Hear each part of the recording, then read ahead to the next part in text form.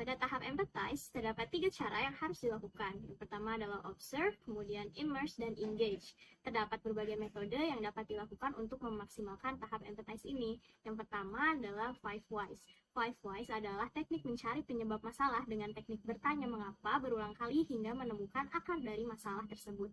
Kemudian selanjutnya adalah teknik 6W method, atau bahasa Indonesianya 5W1H. Jadi 6W method ini menanyakan pertanyaan dasar tentang situasi yang telah terjadi seperti who, why, what, when, where, and how. Kemudian selanjutnya adalah emotional journey map. Jadi emotional journey map ini tujuannya untuk memahami apa yang membuat seseorang puas atau kecewa terhadap suatu masalah. Dengan memahami perasaan emosional seseorang memungkinkan kita untuk improve apa sih yang harus kita lakukan selanjutnya. Kemudian selanjutnya adalah mind mapping. Mind mapping ini dilakukan dengan cara memetakan sebuah ide dan menganalisis hubungan antar sebuah ide. Jadi memahami hubungan antar suatu persoalan dapat mengembangkan ide-ide baru. Kemudian selanjutnya adalah shadowing.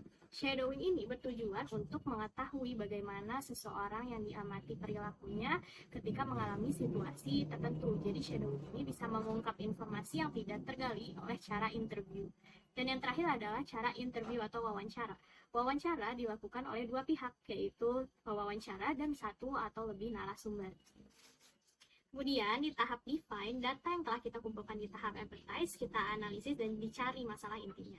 Ada beberapa metode yang dapat dilakukan, yaitu emotional journey map, interview, mind mapping, persona, dan shadowing. Nah, persona ini adalah membuat perumpamaan tokoh atau tokoh fiksi yang dibuat berdasarkan karakteristik pada saat kita interview. Karakteristik mereka yang berbeda-beda ini akan menghasilkan sudut pandang yang berbeda-beda pula.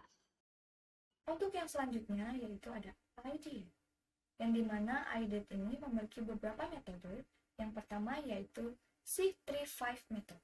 Sesuai dengan angka di awal, maka metode ini dapat dibuat dalam tim yang terdiri dari 6 orang dengan memberikan sebuah ide untuk memecahkan sebuah masalah.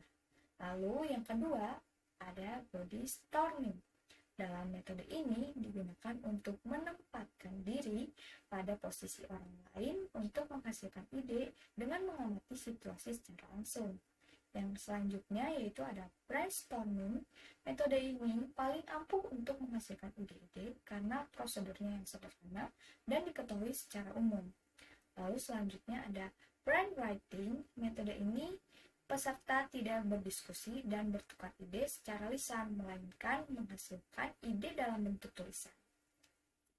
Selanjutnya, ada dotmokrasi, yaitu metode untuk mengevaluasi ide-ide dari fase brainstorming bersama sebuah tim. Lalu yang selanjutnya yaitu how now method. Metode ini membantu untuk mengevaluasi ide yang dikumpulkan sebelumnya sesuai dengan kelayakannya. Lalu yang terakhir yaitu YSN. Metode ini hampir sama semacam brainstorming dengan membangun berbagai ide dari tim secara efektif dan aktif menggunakan frasa YSN. Prototype merupakan pembuatan model sederhana dengan biaya rendah untuk mendapatkan solusi terbaik dari masalah pengguna. Terdapat metode untuk memaksimalkan tahap ini. Mockup bisa dikatakan sebagai maket atau alat presentasi untuk memberikan preview desain sebelum dicetak atau dikerjakan. Roleplay adalah permainan sandiwara kecil yang akan membantu mendapatkan ide, pengalaman, atau produk di depan klien.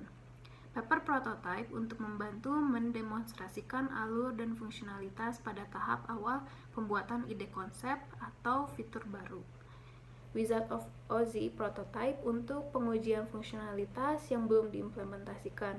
Wizard bertindak sebagai komputer manusia mengendalikan produk dengan bereaksi terhadap perilaku peserta. Storyboard menggambarkan pengalaman pengguna untuk memancing diskusi dan mendapat feedback tentang kelemahan dan peluang untuk memperbaiki.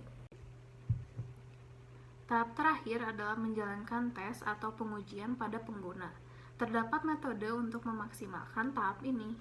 Selama pengujian produk, penting untuk mencatat semua umpan balik, baik positif maupun negatif. Metode ini cocok untuk mengumpulkan umpan balik. Testing card berisi pertanyaan spesifik tentang prototype dan penerapannya dalam pengujian. untuk membantu tim mempertimbangkan faktor terpenting yang sudah ada dalam pengujian pertama dan menjaganya tetap ada selama beberapa pengujian. Sekian metode-metode yang bisa kami tawarkan. Semoga bisa melancarkan proses design thinking kalian. Dadah!